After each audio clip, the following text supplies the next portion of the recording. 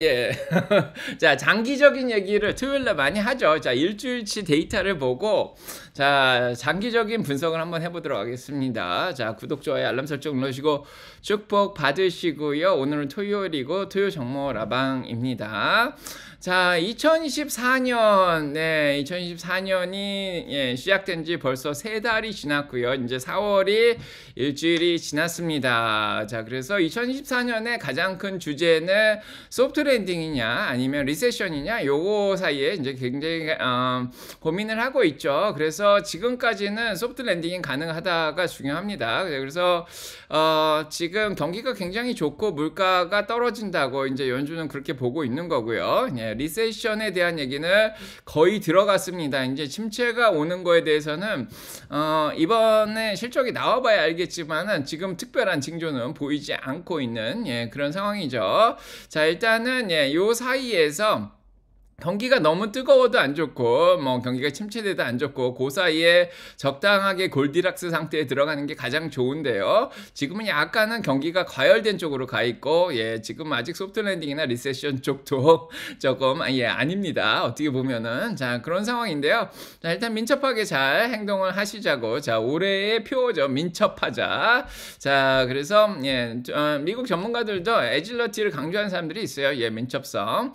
자, 그런 상황이고 일단은 2024년은 4차 산업혁명, 자, 완성기, 자, 이 큰 흐름을 잊으면 안 되겠죠.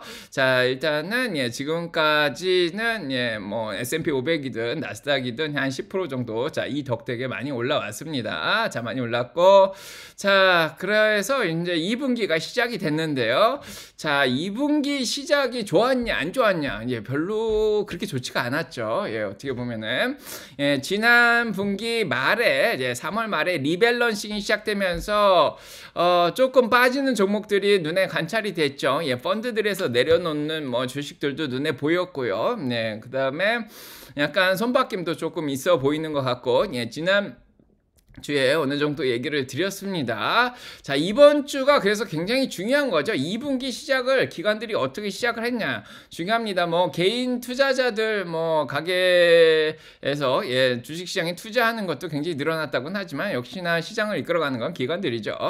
그래서 2분기에 이제 주식시장 첫째 주를 보니까 흐름이 그렇게 좋지는 않습니다. 예, 그래서 S&P 500이 5204.34로 1%가 떨어졌어요. 예, 다행히도 어제 반등을 해서 그렇지. 자, 어제가 없었다면 거의 2% 가까이 떨어지는 상황이었죠. 그래서 5260 예, 고점을 찍은 이후에 시장은 그 이후로 잘 못 올라가고 있습니다. 자, 그래서 자, 월요일하고 화요일날 떨어졌고요. 예, 수요일날 잠깐 예, 반등을 했다가 목요일날 심하게 떨어지고 그다음에 금요일날 반등을 했죠. 그래서 뭐 지난주에도 얘기 드렸지만은 노동지표들 나오면서 오르락내리락 굉장히 내렸다가 올렸다가 예, 자, 내렸다가 올렸다가 예, 이런 현상이 좀 발생을 했죠. 예, 거의 예, 보합으로 끝냈어야 좋은데 1%가 떨어져서 예, 끝났습니다. 그래서 첫째 주가 이제 떨어졌는데 이게 어떤 의미를 가지고 있냐? 이제 굉장히 의미가 좀 있죠. 왜냐면 4월 달 2분기를 이렇게 시작했다는 것 자체가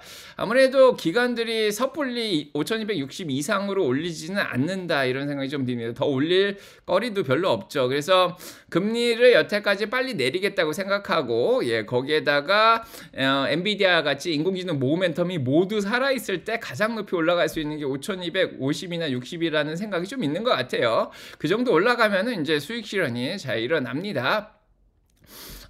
그렇게 되고요. 그 다음에 자, 올해 들어서 9.73%가 올라서 잘 하긴 잘 했는데요. 사실은 10% 이상 올라 있었죠. 5260에서 이 올라가는 흐름을 이렇게 선을 그려 보시면은 예, 거기서 지금 벗어난 게 좀 보이죠. 과연 이 올라가는 흐름에서 벗어났는데 여기서 어제 V자 반등이 조금 일어나는 것 같았는데 이 흐름 위로까지는 올라오지 못했습니다. 그래서 아직까지 시장이 안심할 수 있는 상황이 자, 아니라는 게 그냥 차트를 보면 약간 보이고요. 그 다음에 이렇게 보시면은 20일 이동평균선 이제 15일 이동평균선 밑으로 깨졌다가 예, 다시 올라왔는데 15일 이동평균선을 약간 깨고 다시 올라오긴 했습니다. 자, 하지만은 이게 지금 뭐 가짜로 돌파를 한 건지 완전하게 이렇게 나오진 않았어요. 이제 캔들 모양이 요 모양이 나오면 그렇게 좋지가 않죠. 자, 모양은 이게 좋습니다. 이게 자, 떨어졌다가 예, 올라간 모양이 더 좋죠. 그래서 어떻게 보면은 지금은 아직은 예, 안심하기 힘들다. 이제 S&P 500이 자, 15일을 완전하게 넘어간 건 아니다. 그런 생각이 좀 들고 자, RSI가 55.91이죠. 약간 반등을 했는데 저 시원하게 반등을 안 했습니다. 아직도 예, 과열기가 좀 빠져 있긴 합니다. 그래서 이게 어떻게 보면 RSI가 이렇게 내려가는 추세인지 지금 딱 중간에 와 있죠. 어떻게 보면 약간 갈림길이라고도 볼 수 있습니다. 딱 여기에 걸쳐 있죠. 자, S&P 500만 보면 지금 갈림길이고요. 자, 나스닥을 보면 상황이 조금 더 심각합니다. 자, 나스닥이 1.28%나 떨어졌어요. 자, 16,400대 중간까지 올라갔다가 자, 월화에 떨어졌다가 수요일날 자, 반등을 했는데 예, 다시 전고점까지 올라왔는데 2%가 확 떨어졌고요. 자, 그런 다음에 반등을 했는데 시원하게 반등을 못했죠. 지금 시원하게 반등을 못하고 일단은 V자 반등처럼 올라오긴 올라왔는데 예, 더 올라가지 못했습니다. 자, 그래서 올해 들어서 10% 올라가긴 했는데 더 올라가긴 했었는데 어떻게 이렇게 선을 그어 보시면은 뭐 선을 어떻게 그리실 수도 있지 모르겠지만 이미 지난주부터 벗어나기 시작했죠. 그래서 어떻게 보면 쌍봉 그리고 이제 내려갔다고 차트 하시는 분들은 그렇게 얘기를 할 텐데 이게 여기로 다시 회복이 돼야지 원래 올라가는 흐름대로 자, 이렇게 가는 건데 자, 아직 이 갭을 메꾸려면은 조금 예, 거리가 좀 있는 그런 상황입니다. 자, 나스닥 보시면은 15일 이동평균선 위로 아예 깨지도 못했어요. 어제 딱 거기서 걸려서 역시 캔들 모양이 요 모양을 보이고 있습니다. 안 좋죠. 여기까지 올라갔다가 여기서 이제 요 가운데에서 끝났다는 얘기인데 자, 15일을 못 깼습니다. RSI가 52.96인데 조금 내려가다가 약간 반등을 했는데 이게 올라가는 그림인지 다시 이렇게 내려가는 그림인지 지금 딱 가운데입니다. RSI가 자, 과열기가 딱 가운데 있고요. 뭐 그렇다고 거래량이 확 늘어난 것도 아니고 예, 거래량이 뭐 그렇게 많지 않습니다. 예, 나스닥은 벌써 한 2주 이상 동안 거래량이 굉장히 적은 그런 상황이죠. 자, 그렇고 자, 그래서 나스닥이 이제 이게 뭘 의미하는 거냐면 지금 보시면은 20일 이동평균선 쭉 이어 보시면은 20일 이동평균선이 지난 11월 이후로 깨진 적이 없습니다. 근데 그때 이후로 예, 처음으로 예, 11월부터 지금 주식시장이 계속 뜨겁게 올라왔죠. 자, 하지만 지금 그냥 심플 무빙 에버리지로 50일 이동평균선 밑으로 깨진 게 보입니다. 그래서 지금 11월 이후로 예, 4개월을 잘 올라왔는데 드디어 예, 5개월째에 50일을 깨고 내려왔습니다. 뭐 일봉으로 보시면 20일이 깨진 걸로 보이고요. 자, 이렇게 예, 깨진 게 조금 예, 불안 요소라고도 볼 수 있는 거죠. 그래서 자, 여기서 올라가는 흐름을 계속 이어가는 게 아니라 약간 여기서 벗어난 것 자체가 좀 불안하게 만들어주고 있습니다. 그러면 뭐 어떤 희망이 있냐 뭐 그렇게 볼 수도 있는데 이제 조금 이따가 얘기를 드리도록 하고요. 지금 엔비디아 보시면 알겠지만은 엔비디아가 지금 횡보를 하고 있죠. 그러니까 사실은 주식시장을 지난 예, 뭐 몇 개월 동안 끌어올린 게 엔비디아죠. 엔비디아가 전 세계 시총 막 3위까지 올라가고 막 이런 상황이었는데 지금 엔비디아가 한 일주일 정도 전부터 15일이 깨지기 시작하더니 예, 지금 약간은 횡보 중에 있습니다. 그래서 엔비디아는 21일 동평균선이 880불 정도에 있는데 그거를 못 깼어요. 어제도 반등을 하긴 했는데 사실은 요거를 깨질 못했습니다. 그래서 엔비디아를 880불 이상으로 끌어올려 줄 만한 뭔가의 자, 호재가 있어야 되는데 지금 아직 바닥으로 깨져 있는 상황이라서 조금 더 풀백을 겪을 것이냐 아닌 겪을 것이냐 자, 이게 주식시장을 끌어갈 건데 자, 만약에 엔비디아가 살아나지 못하면은 예, 주식시장도 지수가 더 끌어올려지긴 쉽진 않겠죠. 자, 그래서 일단은 RSI 53이라서 빠질 만큼 빠진 거 아니냐. 자, 그저께 목요일날 이제 거의 10%까지 빠졌기 때문에 많이 풀백이 일어났다. 자, 그래서 더 이제 조정 기간으로 들어가기보다는 여기서 이제 풀백이 일어나서 반등을 해야 된다. 이렇게 생각을 하고 있습니다.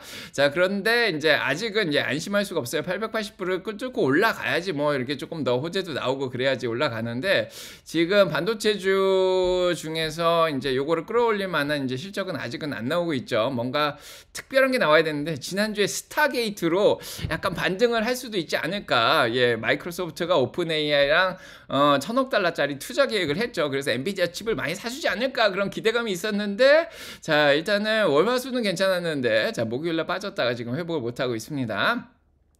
자, 메타가 그러면 이제 어제 끌어올린 게 메타죠. 예, 메타가 3.21%가 올리면서 끌어올렸는데 그냥 메타가 앞으로 계속 끌어올릴 거냐. 자, 이런 생각을 할 수도 있는데 메타가 과열기가 67까지 올라왔습니다. 자, 지금 527불인데요. 530불 정도까지는 뭐 올라가면 과열기간에 들어가는데 여기서 더 올리려면은 과열기간에 들어가기 때문에 예, 더 올리기가 쉽지가 않습니다. 메타도 지수를 끌어올리기엔 좀 쉽지가 않고 아마존이 그러면 끌어올릴 거냐. 아마존도 어제 2.82%가 올라가면서 과열기가 66까지 올라갔습니다. 조금 더 과열될 수는 있겠지만은 최근에 이제 3월 23일부터 그렇게 과열된 적이 없어요. 그래서 조금 더 과열될 수 있을까? 이제 이런 의문이 나오는 거죠. 자, 그래서 예, 요것도 지수를 끌어올리기엔 아마존도 좀 힘들고 그러면 지수를 뭐가 끌어올릴 수 있을까? 자, 테슬라. 자, 아무튼 예, 지금 뭐 가능성을 다 생각을 하는데 크게 지수를 끌어올릴 만한 게 없어요. 지금 맥시멈으로 끌어올린 것 같다는 생각이 좀 드는데 자, 팩트셋을 보시면은 포워드 PE 레이쇼가 20.9입니다.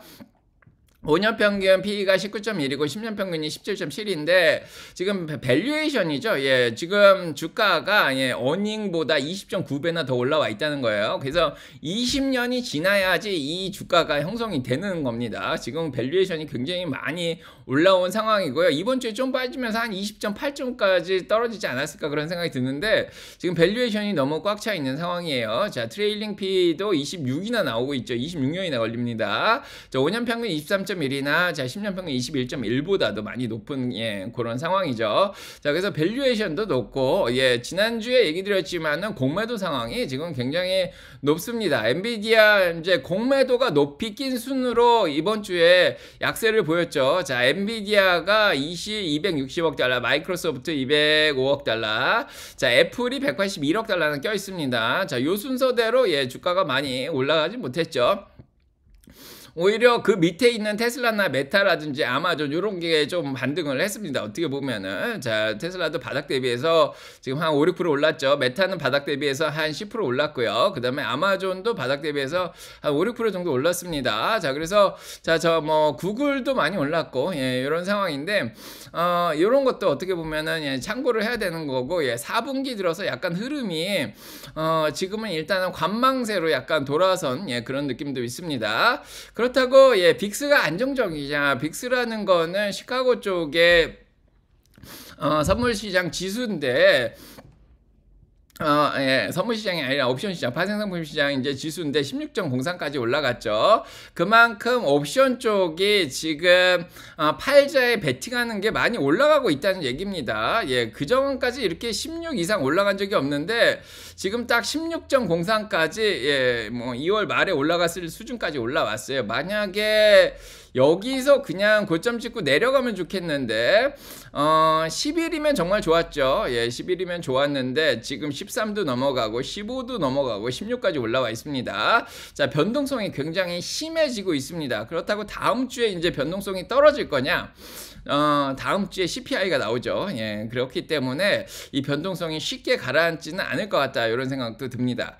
자, 그러면 이제 주식시장 말고 이제 거시경제가 주식시장은 주식시장이고 이제 거시경제가 과연 좋은 상황이냐? 자, 그런 걸 보면은 지난주에도 얘기 드렸지만은 거시경제적으로 보면은 지금 좋은 게 별로 없습니다.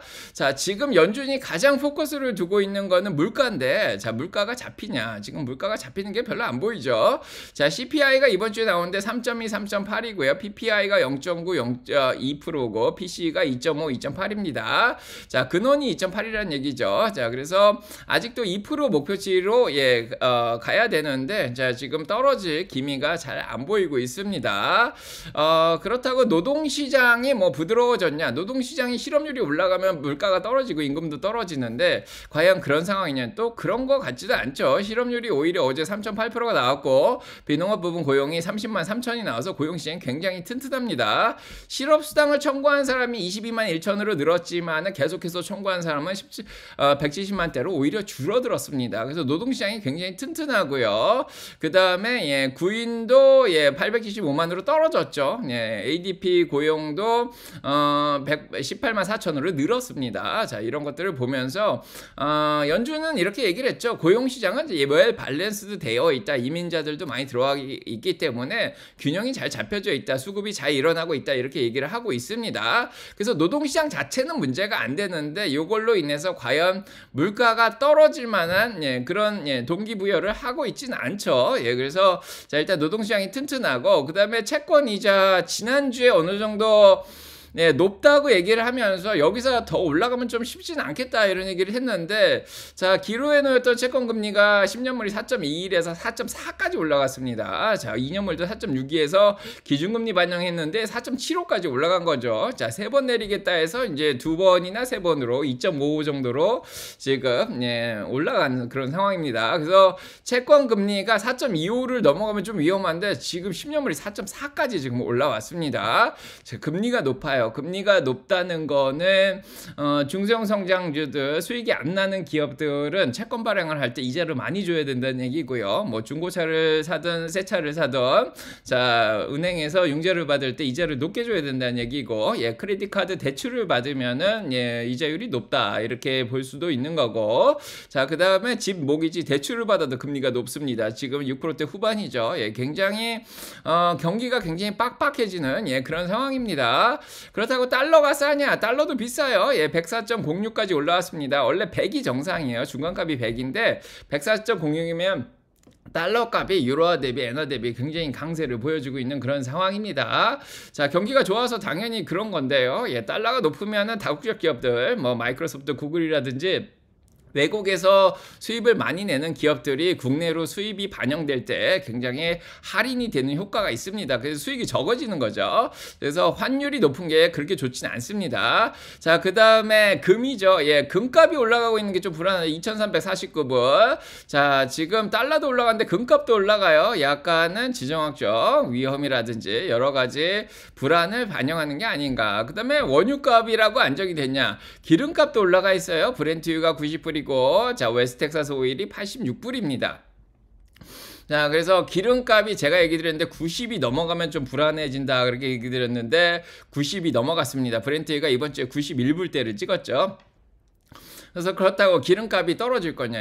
기름값은 지금 이스라엘이 이란에 이제 전쟁을 할 수도 있다 이런 얘기가 나오고 우크라이나가 러시아 정지해서 공격을 하고 오펙에서는 감산을 계속해서 공급 자체가 조금 문제가 있는 그런 상황이면 비싸죠. 공급이 문제가 있으면은 거기에다가 수요 자체가 또 늘어나고 있는 그런 상황이에요. 그래프 보시면은 이렇게 그려보시면 알겠지만은 이게 공급 곡선이면 자 공급 수요인데 공급이 적어지면은 물가가 올라가죠. 거기에다가 수요가 또 늘어납니다. 자 수요가 오른쪽으로 움직이면은 자 그래서 여기 있던 물가가 이렇게 올라가고 이렇게 올라가고 그래서 지금 기름값이 올라갈 수밖에 없는 거예요. 자 중국이 살아나면서 수요가 늘어나고 있는 그런 상황이죠.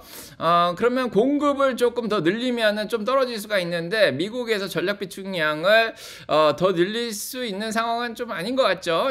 좀 그런 상황이고 자 아무튼 지금 암호화폐 시장이 조금 뭐 주춤했는데 암호화폐 관련된 주식들도 좀 영향을 받고 있고 지금 미국의 부채 한도는 굉장히 올라가고 부채 한도는 올라갔는데 자 미국의 부채가 굉장히 많이 늘어나고 있는 게 또 불안 요소로 작용을 하고 있고 그 다음에 지정학적 위험 계속되고 있습니다. 전 세계 경기 침체 걱정은 지금은 없는데 유럽도 어느 정도 살아나고 있고 자 중국도 좀 살아나고 있어서 그쪽으로 돈이 들어가면 미국 주식시장에서 돈이 좀 빠져나가겠죠. 자, 아무튼 전반적으로 거시경제 환경이 그렇게 바람직한 상황은 아닌데 뭐 반대로 생각하면 올라올 만큼 올라온 게 아니냐. 자, 이렇게 생각을 할 수도 있습니다. 근데 지금 상황 자체를 보면은 그렇게 바람직한 상황은 아닙니다. 지표들이.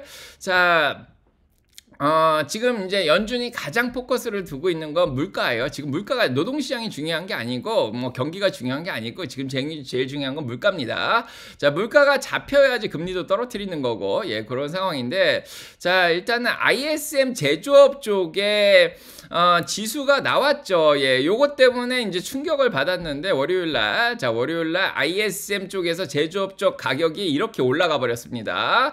그래서 제조업 가격이 올라가고 있어요. 원자재가 올라가고 임금도 올라가고 예, 그런 상황이었죠. 그래서 지금 생산자들이 생산을 할 때 물가가 좀 너무 올라간 게 아니냐 이런 생각을 했는데 다행히도 서비스 지수가 예, 다음에 나오면서 떨어졌습니다. 서비스 쪽 예, 물가가 떨어졌어요. 예, 다행히 제조업 쪽은 물가가 올라갔는데 서비스 쪽은 떨어졌습니다. 그래서 어떻게 보면 중간값이라고 할 수가 있는 거죠. 요것 때문에 주식시장에 조금 반등을 했습니다. 수요일날.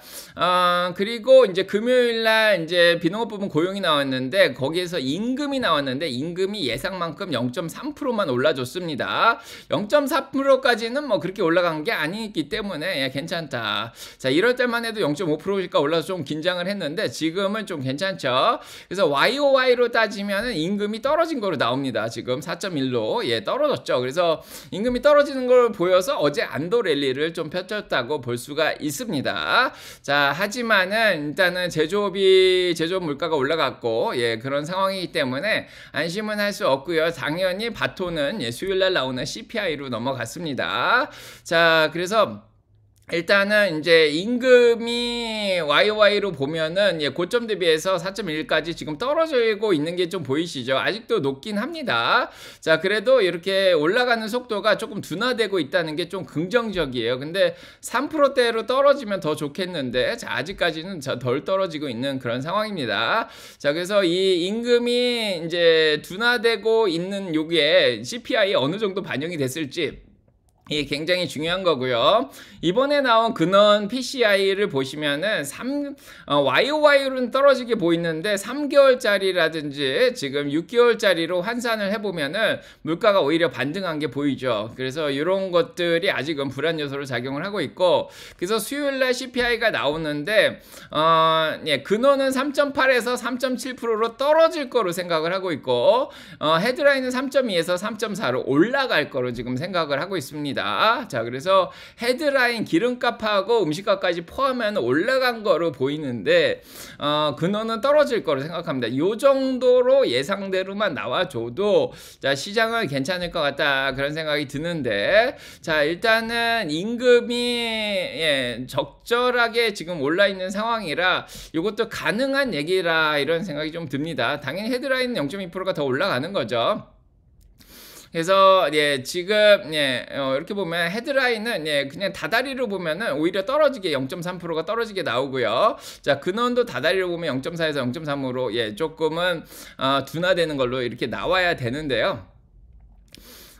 기름값이 확실히 올라갔습니다. 이렇게 보시면은 3월달 기준으로 해서 3월 1일 기준으로 해서 지금 3월 말까지 잴 텐데요. 자, 여기에서 여기로 올라갔죠. 예, 지금 올라갔습니다. 자, 그래서 기름값이 올라갔고 음식값은 좀 떨어지는 것 같기도 한데 기름값 올라갔습니다. 그리고 난방용 기름도 좀 올라갔고요. 그 다음에 지금 구리 가격이 많이 올라갔죠. 생산자 물가가 올라간 이유가 구리 가격이 많이 올라가고 있습니다. 그래서 3월 초에 비해서 지금 3월 말까지 보시면은 예, 물가가 올라간 거로 보이죠. 아니, 구리 가격이 올라간 거로 보이죠.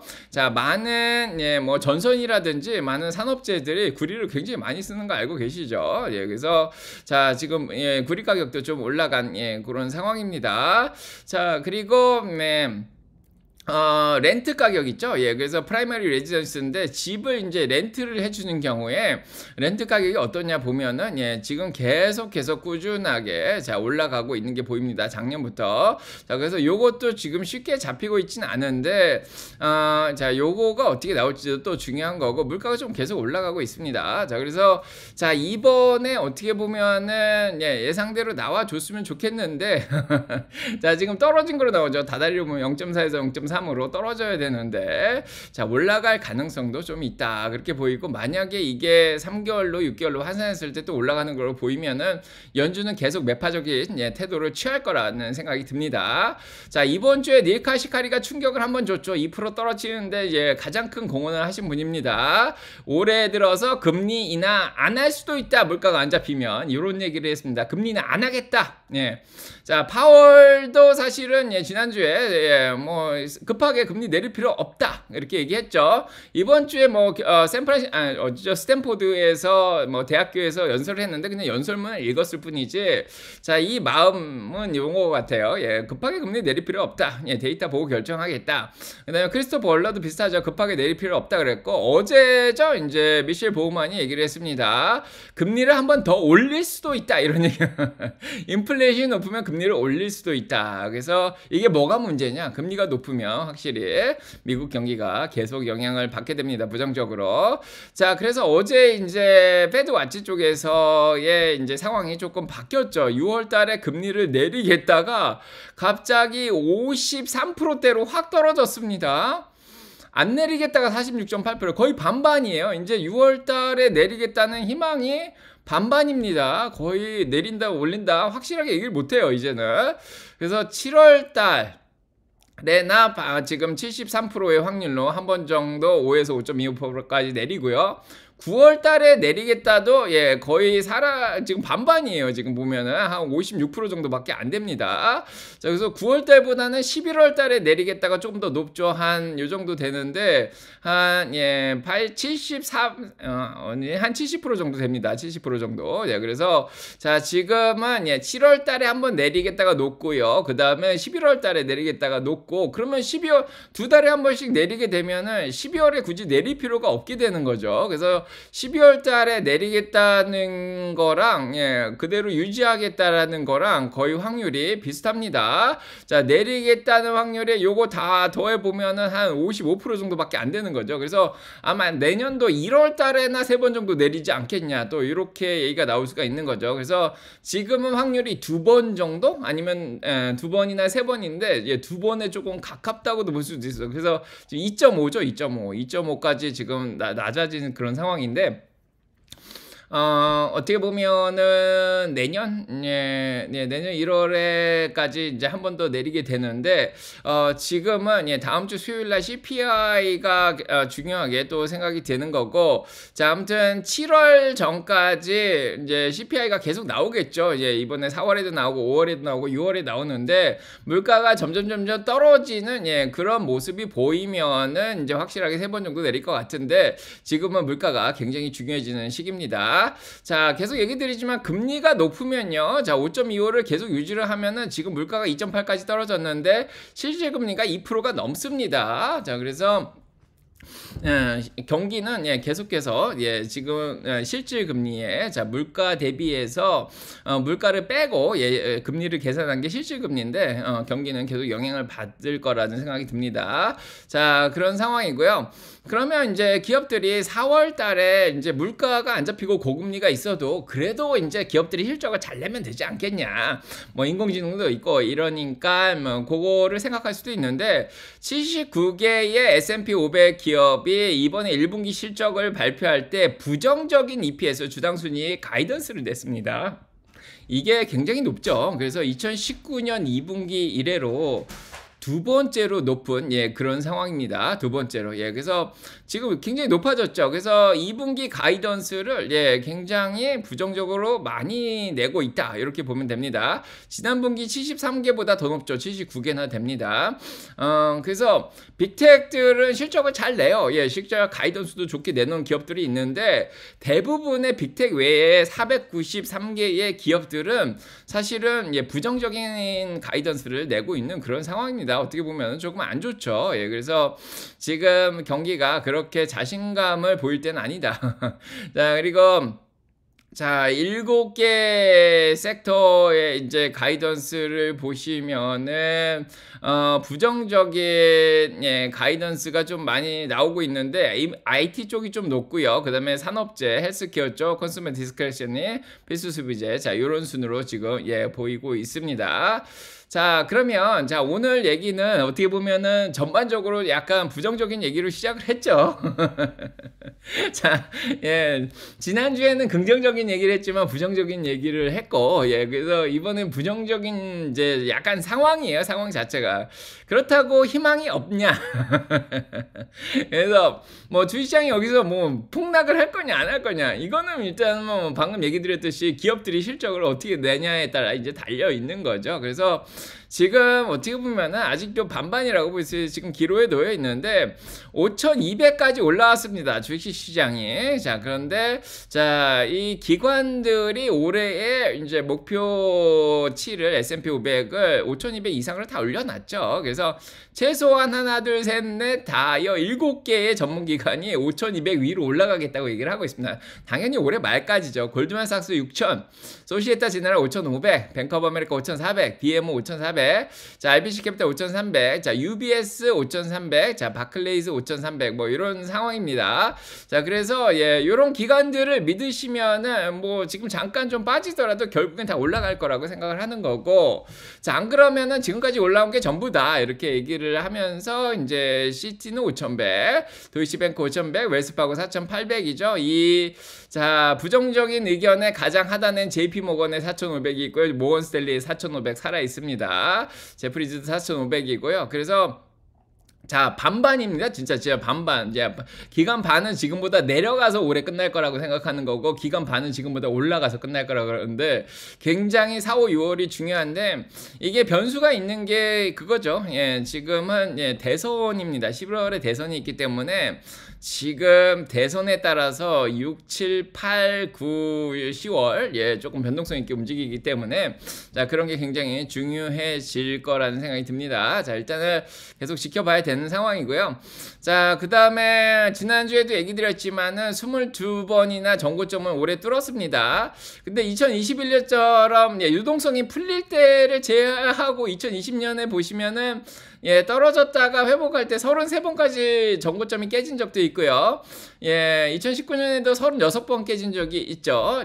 약간 그런 상황인데, 자, 이번에도 30번 이상 깰 수도 있겠다, 이런 생각도 들죠. 그래서, 자, 계속해서 깨고, 뭐, 좀 쉬었다가, 이게 한번 쉬었다가 올라가면 그 정고점보다 더 올라가는 경향이 있기 때문에, 지금 좀 쉬었다가 더 올라가지 않을까. 그러니까 그래프로 보면은, 뭐, 나중에 다시 그려드리도록 하겠습니다. 이렇게 올라가다가 좀 풀백이 일어났다가 다시 이렇게 올라가서 결국은 올라가게 되는 그런 시나리오가 나올 수도 있는 겁니다. 자, 그 다음에 피어 앤 그리드 인덱스가 이번 주에 뉴트럴까지 내려갔죠. 굉장히 중립까지 내려갔다가 다시 올라오고 있는 상황이라서 지금의 흐름을 그냥 다시 한번 익스트림 그리드까지 한 번 더 올라갈 수도 있는 상황이다. 자, 그렇게 자, 얘기할 수도 있고, 아니면은 일시적 반등이었다가 내려갈 거다, 이렇게 볼 수도 있는데, 자, 일단은 아직은 그리드 상태라 시장의 분위기가 그렇게 나쁘진 않습니다. 뭐 계속 얘기 드리지만 MMF 마켓에 8.8조 달러의 돈이 있는 거죠. 이번 주에도 뱅크 오브 아메리카에서 조사를 했지만 수요일까지 주식시장에 돈이 많이 들어왔습니다. 그래서 가계 쪽에서 월급도 계속 받고 있고, 지금 뭐 텍스 리턴 한다고 세금도 돌려받았겠죠. 자, 그러면서 돈이 계속 들어오고 있습니다. 떨어지면 들어오고 이제 그런 상황인데, 그게 계속해서 연출이 될 수도 있는 거고요.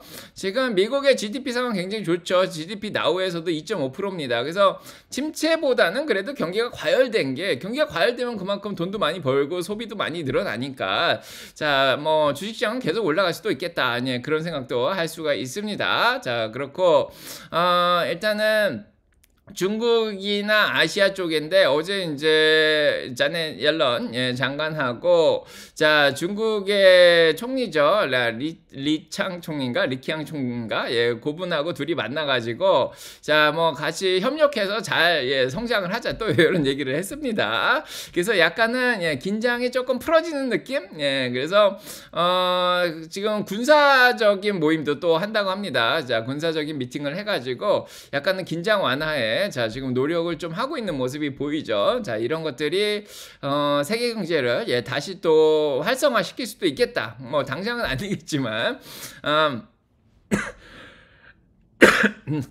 그런 상황이고요. 네, 그리고 뭐 중국 쪽을 보시면은 중국이 좀 살아나고 있죠. 그래서 중국이 CSI 300이 상하이 지수가 올해 들어서 5.36%나 지금 올라왔습니다. 그래서 중국이 좀 살아나고 있다. 뭐 항생 지수도 마이너스였다가 마이너스 10%였다가 올해 거의 보합 수준까지 다시 반등을 했고요. 자, 요런 거 보면은 이제 중국 관련된 주식들도 조금 올라갈 수도 있다. 테슬라 포함해가지고. 예. 그런 긍정적인 또 효과도 있고, 일본으로 들어갔던 돈들이 일본이 지금 주시장이 떨어지고 있죠. 한 일주일 조금 넘었는데 일본이 떨어지면서 일본이 올해 들어 17%나 올라왔습니다. 그래서 어느 정도 올라왔다가 이제 떨어지기 시작하면서 이 돈들이 중국으로 넘어갈 수도 있다. 그러니까 희망적으로 생각하면 미국에 있는 돈이 뭐 유럽으로 갈 수는 있겠지만은 미국에 있던 돈이 아니라 일본에 들어갔던 돈이 중국으로 예 바뀔 수가 있습니다. 어차피 아시아 펀드라서 자 그럴 수도 있고요. 그 다음에 한국도 1.66% 정도 반등을 하고 있죠. 그래서 환율이 좀 낮아 예, 달러가 좀 떨어져야지 이머징 마켓으로 돈이 들어가긴 하는데 자 일단은 달러가 어느 정도 고점을 찍었기 때문에 좀 떨어지면서 자 한국이라든지 저 아무튼 중국 쪽이 좀 살아나면은 그래도 예 중국 관련된 주식들 자 한국 관련된 주식들 좀 올라갈 수 있지 않을까 그런 생각이 좀 듭니다. 그리고 일단은 예 엔화가 굉장히 지금 아까 달러가 높아서 걱정이라 그런 얘기도 하고 있는데 지금 엔화가 151엔까지 올라갔죠. 거의 뭐 최고점까지 지금 올라와 있는 상황이라서 지금 일본 정부에서 환기입을 한다 그러죠. 진짜 환기입을 해서 엔화가 다시 떨어질 수가 있습니다. 그럼 달러 가치가 좀 떨어지면서 다국적 기업들이 조금 도움을 자 받을 수도 있습니다. 자 그런 희망도 있는 거고요. 그 다음에 지금 시리아에 있는 자 이란 대사관이 공격을 받으면서 이란 장군이 죽었죠. 그러면 공격을 받자마자 예 반격에 나섰어야 되는데 지금 시간이 며칠이 지났습니다. 자 3데이 법칙이 이 전쟁에도 적용이 되는데 자 이란이 바로 반격을 안 했기 때문에 뭐 이스라엘이 계속 뭐 이란을 공격할 수도 있겠다 뭐 그런 얘기를 하지만은 이게 쉽게 일어날 수 있는 전쟁이 아닙니다. 이스라엘이든 이란이든 핵국가이기 때문에 그리고 거리도 좀 꽤 떨어져 있죠. 네, 그래서 이게 전쟁이 안 일어날 수도 있습니다. 자 그래서 기름값은 다시 좀 떨어질 수도 있고, 예, 그래서 희망적인 예, 그런 메시지들도 자 있다 그렇게 봅니다. 자 아무튼 예, 4월 달이 좀 뭐 지난주에도 얘기 드렸지 뭐 잔인한 4월 뭐 이런 얘기를 했는데 자 지금 일단은 실적 발표가 나오는 게 제일 중요하고요. 일단 4차 산업혁명의 완성기이기 때문에 아마 인공지능과 관련된 기업들이 실적을 잘 내면은 예, 주식시장이 다시 끌어올려질 수가 있다 이런 생각이 들고 물론 뭐 TSMC라든지 엔비디아라든지 뭐 마이크로소프트, 아마존 뭐 이런 데서 실적이 잘 나오게 되면은 이제 이 4차 산업혁명 관련된 주식들이 다시 반등을 하는데 자 그 실적 발표가 언제냐가 중요하죠. 예, 지금은 당장은 예, 이번 주에 은행주들이 실적 발표를 12일 날 시작을 하고 네, 그다음에 15일에 골드만삭스 16일 날 뭐 모건 스탠리 뱅크 오브 아메리카 이제 헬스케어 주식들 UNH 이런 보험회사 이런 거 실적 발표를 하는데 당장은 뭐 인공지능 관련된 게 띄울 게 별로 없습니다. 자 근데 이제 4월 19일 날 이제 옵션 만기가 되면서 어느 정도 이제 시장의 변동성이 가라앉기 시작하고 한 23일 날이 이제 테슬라 실적 발표인데 테슬라가 인공지능을 띄울 것 같지는 않고요. 그 다음에 26일 날 PC 물가지수가 걸려있기 때문에 이번 예, 그 주도 좀 쉽진 않을 것 같습니다. 자, 그래서 계속 변동성은 남아있고 5월 1일 날 FOMC 회의가 있기 때문에 그거가 끝나면서 약간의 안도렐리를 하면서 예, 2일 날 이제 애플뿐만 아니라 아마 메타 이런 게 실적 발표가 요때 잡힐 것 같아요. 예, 그래서 자 요때 실적 뭐 30일 날 마이크로소프트가 발표하겠죠. 근데 아마 2일 날 메타라든지 고 5월 달에 이제 엔비디아가 실적 발표를 하면서 예, 조금 예, 인공지능이 다시 살아날 가능성이 5월부터 있지 않을까 그런 생각이 좀 합니다. 자, 일단 당장 다음 주에는 예, 실적 발표가 시작이 되는데요. 지금 보시면 델타라든지 항공주라든지 자, 금요일 날 블랙락, 시티, 자, 웰스파고, JP모건 예, 이런 실적 발표 잡혀 있습니다. 자, 그래서 자, 은행주들이 과연 자, 얼마나 예, 경기에 영향을 받았는지, 항공주들이 얼마나 경기에 영향을 받았는지 자, 이런 거를 볼 수 있을 것 같습니다. 자, 아직까지는 예, 공매도들이 뭐 큰 수익을 못 냈죠. 예, 아직도 누워 계시는데 이제 슬슬 자, 이번 주부터 좀 나오고 있는 것 같습니다. 자, 어떻게 자, 운영이 될지. 자, 아무튼 오늘 소식은 여기까지 전해드리도록 하고요. 벌써 1시간이 다 됐네요. 제가 오늘 학교를 가봐야 돼서 좀 빨리빨리 하고 있습니다. 궁금하신 거 있으면 물어보시고요. 구독, 좋아요, 알람 설정 누르시고 축복 받으시고요. 여러분과 사랑평가 넘치